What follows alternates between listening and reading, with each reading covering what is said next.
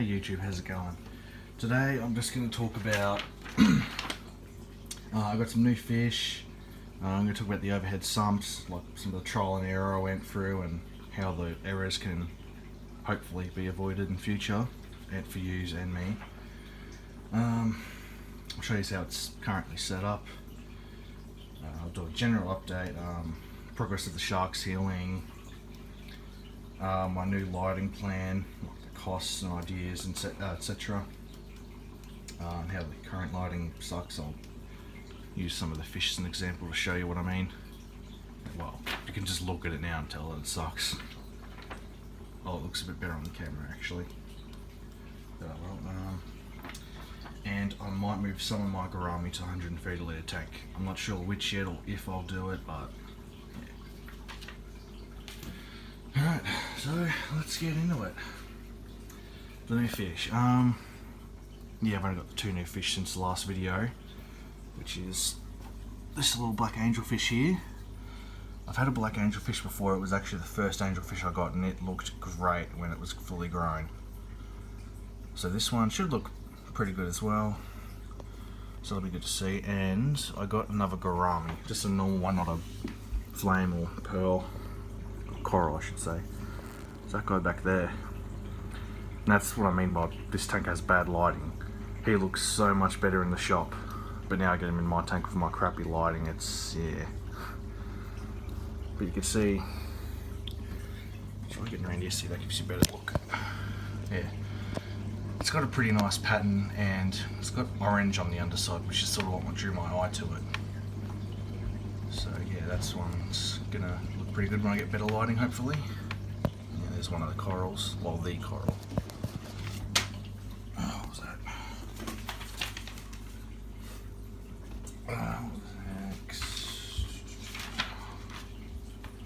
Yeah, the overhead sumps.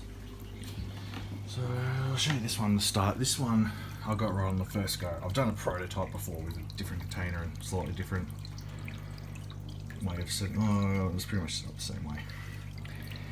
But yeah, this container I like, apart from the fact the edges aren't very flat, which is sort of one of the areas you want to avoid. But I like it because it's tall and skinny. This was labelled as like a cereal container at Big W. It was only $2. And apart from that, I already had all the supplies I needed for this one. But yeah, I haven't got it set up this way, but it was more a thing with this one. I wanted to do it that way because that one, yeah, that one, I've got more media, like a lot more. So it sort of works best for with it to have it so the water's forced through the media by being pushed down. So like gravity takes it down through the media. This one's fine for it. I mean, it's not the only filter I have running on this tank anyway. I've got this one as well. It's what came with the tank, so it should be enough, you would think, but I never thought it was, so that's why I ended up doing an overhead sump in the first place for this tank. And this one by itself definitely isn't enough because it's a 130 litre tank and that's only a 600 litre per hour power head. And you want to have about 6 times, like the litre per hour, you want to have that be about 6 times at least what the volume of the tank is. So if it, well, hang on, what is that fish tank? That's like over 700 litres per hour. You'd want probably 800 to play it safe, so a 600 litre an hour by itself isn't good enough. But both, they do a great job. Keep the tank really clean. I mean, I still have an algae issue, but that would just be because I've got it in front of the window. So there's a lot of algae on the back of the tank. You can sort of see it down the bottom there. There's also some up higher. Yeah, you can see it there. It gets on the front as well. Like there's a bit at the moment I was going to clean it this morning, but I wasn't bothered. So I'll have to clean that some other time. But it's only a little bit, I can live with it. And algae is not the worst thing to have in your tank, as long as it's not too much. It's pretty much just another plant.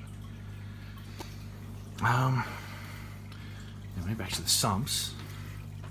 Yeah, so I've got the bio noodles, microfiber pad. Then I swapped around so the nitrite /nitrate pad, then ammonia, then carbon, then it goes back out.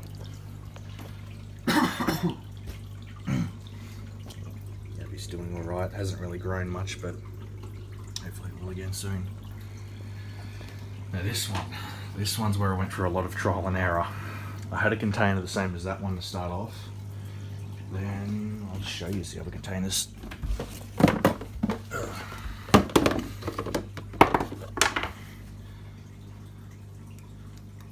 Yeah, hang on, this is the same one as that. So yeah, I already showed that. Then there was another tall, skinny one. I don't know where it went. Oh well. Oh, maybe I'm thinking of this. But this, well, I put those holes too close together so I couldn't actually put the attachments on properly.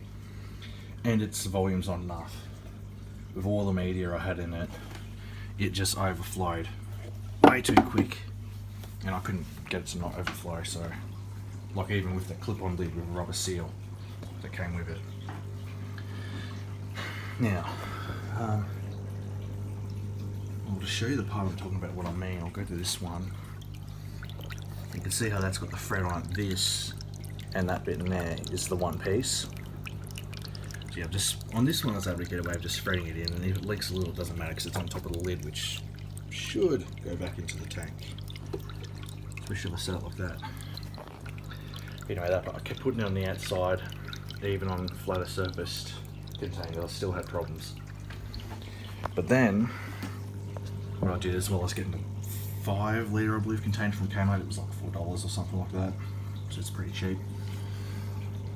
And all the parts I get PVC, they're all a few dollars each, and it's only like $4 or $5 for a metre of 40mm PVC and $1 or so less for the 15mm.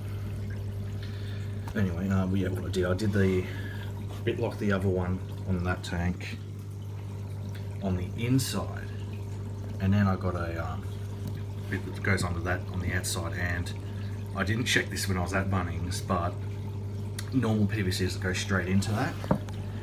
The hole's too big, but then I thought, because why not? I'll just try throwing a bend straight into it, and that would fit pretty well perfectly. I mean, I'll put a little thread tape on it to be safe, but yeah.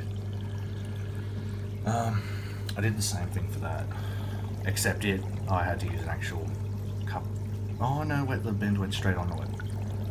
And I'd already trimmed it, the bit like this, for the 15mm back, which was a mistake on something I was trying to do, but yeah. So that's why I've had to put PVC tape around it. But yeah, you just got to get that where it goes into the container, right, the sump. So yeah, the original videos I got this off done by the King of DIY, so go check his channel out. He probably does it better. But he actually called them bulkheads, so they're probably actually ones designed for aquarium use and designed for this purpose. Actually, yeah, they're the ones designed to go on your actual tank through the glass. Doesn't want to focus. So yeah, they're good. They've got rubber seals in them too. But yeah, so then I'll just show you how it's set up from there. It's just simply a bunch of bends and bits I cut off the 1 meter length. And it comes down here. I'm not entirely sure if I needed to have the 15mm outlet. It was because of that container on the left with it overflowing. I decided to add a 15mm, but I didn't put it high enough up, so I couldn't put them on like I said. So I had to get a new container. But then I just ended up putting the 15mm on anyway, because I already had the parts. And I thought, extra drainage, make it less likely to have it overflow.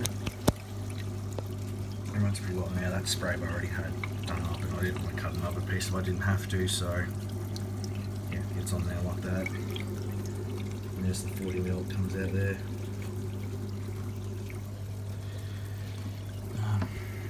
So yeah, the water goes back into the tank here, but it goes out of the tank and into the sump there through that power head. And I've got a sponge filter on it as a mechanical filter to stop any debris or waste getting in. So the water in there should already be looking clean, except colour or that maybe, but yeah, so it should already be looking clean, then gets filtered biologically. So that gives you good water for your fish. I had to use thread tape on there as well. Get out of the way, shark. That's the injured one actually, I'll show you that properly in a minute. Yeah, I had to do thread tape on there so it would actually fit in properly. So yeah, I've got the same thing running on there. Well, same idea. Anyway, that's the sumps.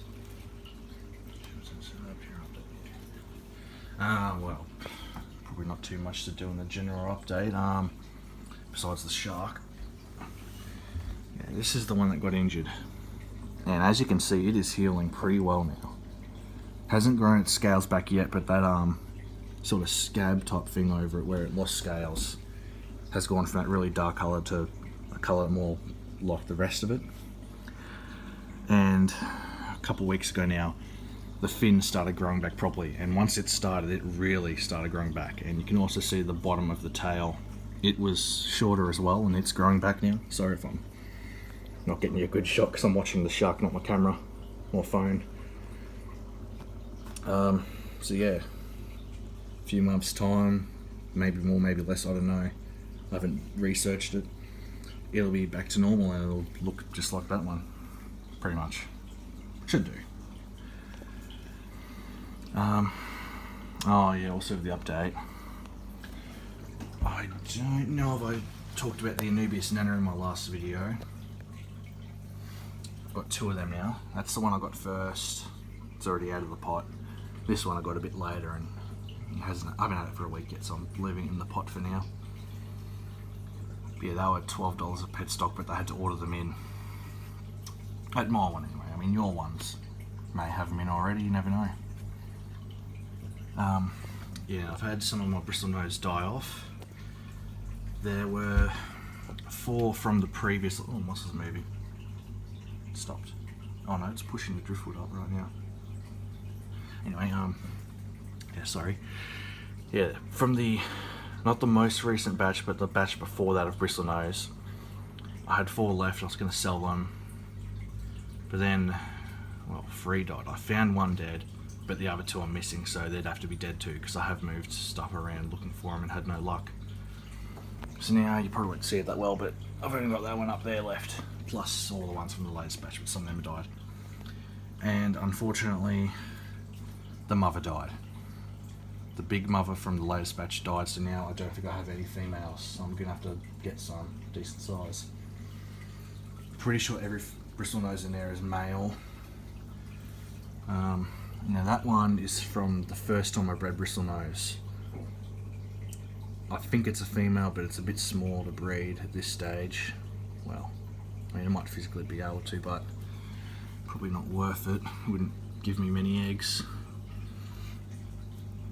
But yeah, so I'm gonna have to get more females at some point, like 8 centimeters or so probably.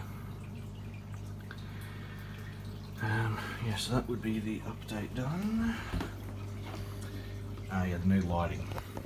As you all know, this lighting sucks.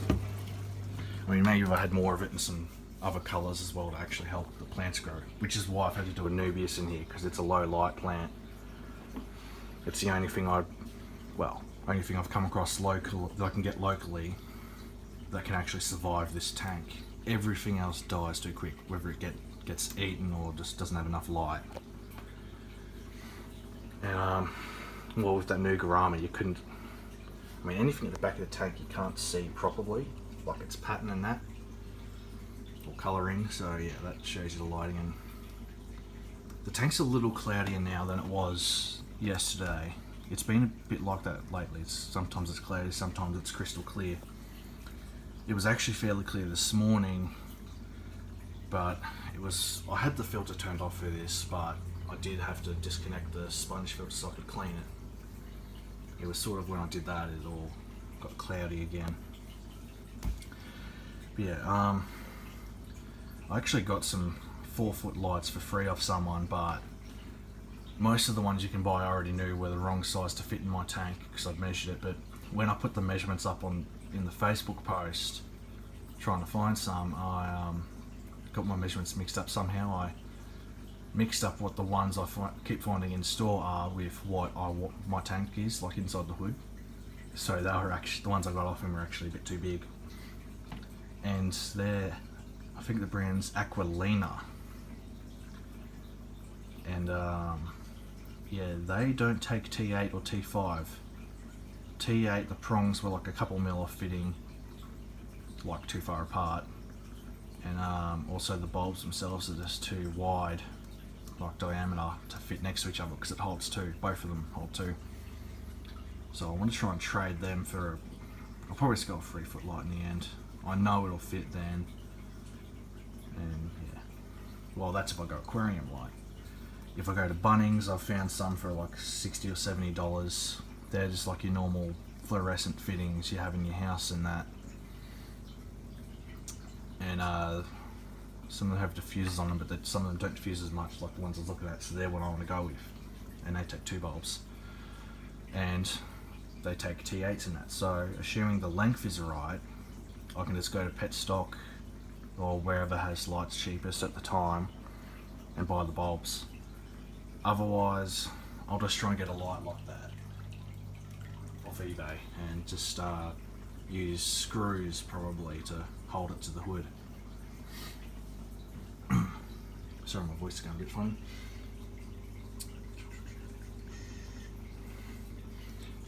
And last thing is, I'm thinking about moving some of the gourami because the first one I got, where is it? Well, here, I assume it's a guy because it is kind of territorial. Well, of course it's a guy then. Yeah, this guy, he keeps going up, well, goes after some of the others sometimes, chases them away. So I'm thinking, just used his antenna to flick the coral. Now it's chasing, yeah, that's what I mean. It doesn't seem like breeding chasing, it seems like, you know, get out of my territory chasing. So I'm thinking, depending what that gender that one turns out to be, I might leave it and move the coral and the flame to the other tank with better lighting, where they'll look a lot nicer. They don't grow as big anyway, so they don't need as much space to grow. I mean, they're already close to full size. And it's said they get to about 7 centimeters in the wild. So they probably won't even reach that in here. But yeah, let me know what you think about that. I think it'll look nice having them in the 130 litre with good lighting where you can see them properly. And yeah, I'll probably leave the other 2 normal gourami in here because they're bigger fish and they need a bigger tank. So that should work out well. Yeah, so that would be it for today. So go check out my Instagram, QLD_aquarist. I post a lot of my stuff there, like most of it, because I just don't always have YouTube worthy content. So, you know, just photos or videos on Instagram tends to work better for me. But still, subscribe here. I do occasionally post.